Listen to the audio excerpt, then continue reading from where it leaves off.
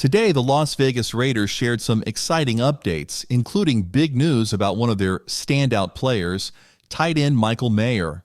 Drafted in the second round last year, Mayer has been away for personal reasons, but is officially back with the team. This is big news for Raiders fans. Mayer came out of college with loads of potential, even though he's a more traditional tight end, unlike the fast-rising Brock Bowers. Traditional tight ends like Mayer usually take a few years to fully develop, and this season was expected to be a big one for him. Unfortunately, he hasn't had much playing time yet, but he's back in practice now. Tomorrow, Mayer will hold a press conference, so we may finally learn more about his absence if he chooses to share. His return means we'll get a chance to see the two tight end lineup that the coaches, especially Antonio Pierce, hinted at earlier in the season. They mentioned how tough it would be for teams to handle both Mayer and Bowers on the field.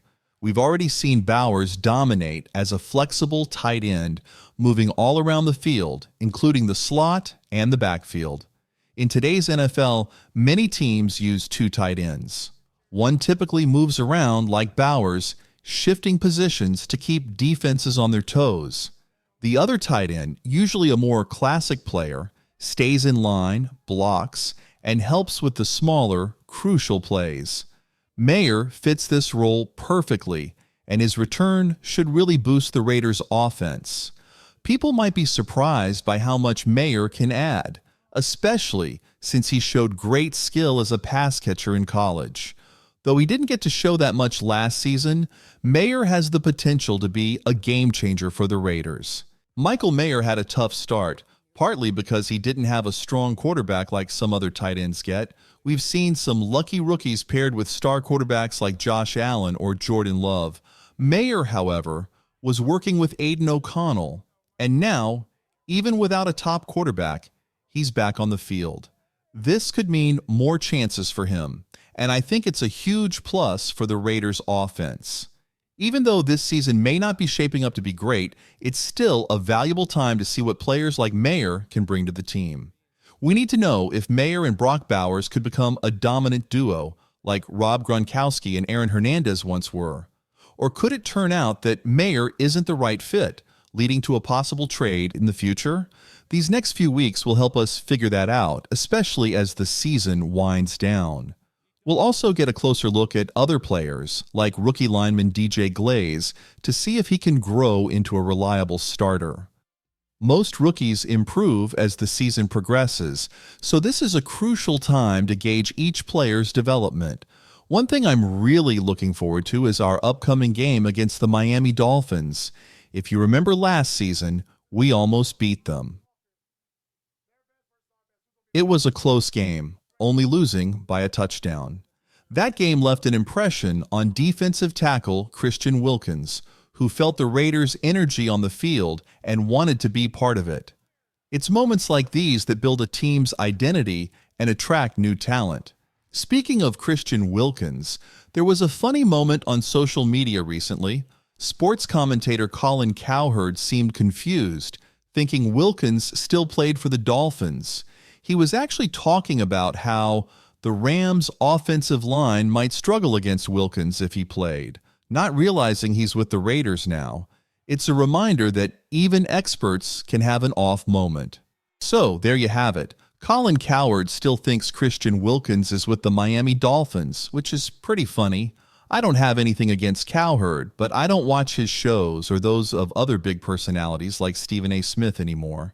As a kid, I used to find it fun to come home from school, turn on ESPN, and watch these guys. But now, I prefer watching content from creators who know the Raiders well and bring real passion. These creators know every player on the team, even the lesser-known guys like Jordan Meredith and Malcolm Kuntz. Not many outside of Raiders fans would know that Kuntz, for example, was rated a top 10 defensive end last year by Pro Football Focus in the 9 games he started. Now on to something else that caught my attention. Shedeur Sanders, a highly rated prospect and someone many Raiders fans are hoping might join the team, recently gave a shout-out to the Las Vegas Raiders. In a video clip, he held up a pair of cleats in the Raiders' silver and black with "Thank You God" written on the side. He even said, "Shout out to the Raiders," which sparked excitement among fans. It's unclear if the Raiders sent the cleats directly to Sanders and maybe his teammates, but if they did, it's a nice gesture that got people talking. With the Raiders needing a solid quarterback next season, a talent like Sanders could be just what the team needs. Many fans are hopeful, but we'll have to wait and see if this connection turns into something more. There's no doubt the Raiders will be bringing in a new quarterback next season. While securing an offensive coordinator and play caller is crucial, having the right quarterback is even more important. It's interesting because while many fans view Shedeur Sanders as the top quarterback in the draft, NFL scouts aren't completely sold on that idea just yet. Currently, Cam Moe has been getting the most buzz as QB1, with some people even ranking Jalen Milroe higher than Sanders. It's still up in the air which quarterback will rise to the top. What if, though, Shedeur Sanders, Jalen Milroe, and Garrett Nussmeier all end up with second or third round grades? If that happens, and the Raiders have the 8th overall pick, they might not be able to move up to get a top quarterback, especially if the top prospects are already taken. In that case, they could take the best available player, like they did when they drafted Brock Bowers, even though they already had a solid tight end. It could be someone like Malachi Starks, Mason Graham, or Kelvin Banks, or even a running back like Ashton Jenney, who could be the next Saquon Barkley. It raises the question, should the Raiders pass on a quarterback and focus on the best player available? They might decide to wait and take a quarterback in the second round, especially if the first round is flooded with quarterbacks. But I don't think that's the best approach. If I were in charge, I'd go for the top quarterback available with that 8th pick, and right now, Cam Moe would be my pick. On a different note, something else caught my attention today. Shane Waldron, the offensive coordinator for the Seattle Seahawks, was fired. Some of you know I'm a fan of Waldron, so it'll be interesting to see where he lands next. I think Shane Waldron is a good offensive coordinator, and it's interesting how the NFL has a way of coming full circle. Take Luke Getsy, for example. He was with the Bears, then came to the Raiders, only for us to fire him. Afterward, Shane Waldron moved from the Seahawks to the Bears to replace the Getsy, but now he's been fired too. It's wild because both the Bears and the Raiders had their eyes on Cliff Kingsbury, and yet Kingsbury is now on the verge of making the playoffs with a team. It really shows how unpredictable the NFL can be, but it also emphasizes just how crucial it is to get the right offensive coordinator. Without one, success is hard to come by. You need a strong play caller to win games. I was reflecting on this yesterday and thought about how quarterbacks like Jimmy G, Tua Tagovailoa, and Jalen Hurts all found success after switching to the right system. Jimmy G thrived with Kyle Shanahan, only to struggle after moving to Josh McDaniels. Tua was considered a bust under Brian Flores, but Mike McDaniel turned his career around. Jalen Hurts wasn't great early on, but a change in coaching unlocked his potential. The same goes for quarterbacks like Caleb Williams, who has a ton of upside, but hasn't quite hit his stride yet. It really shows that getting the right offensive coordinator is key to developing quarterbacks and finding success.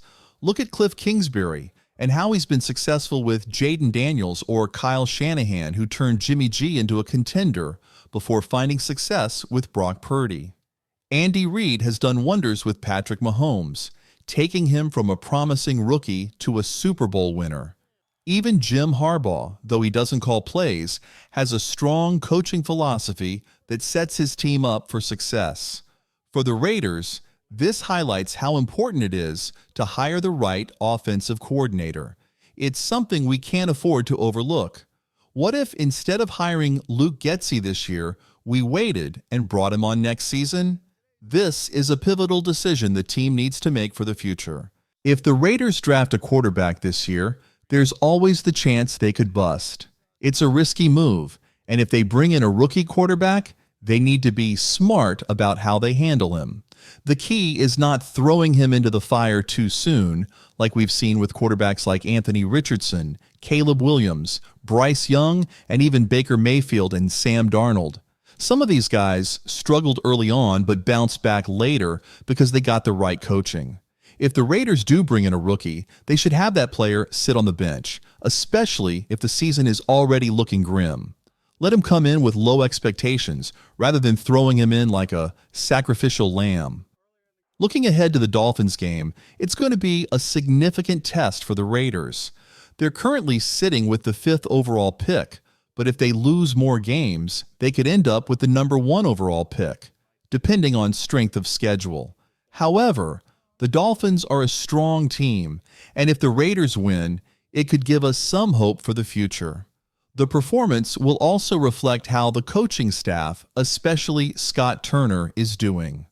There's a possibility that Turner could be the right fit for this team.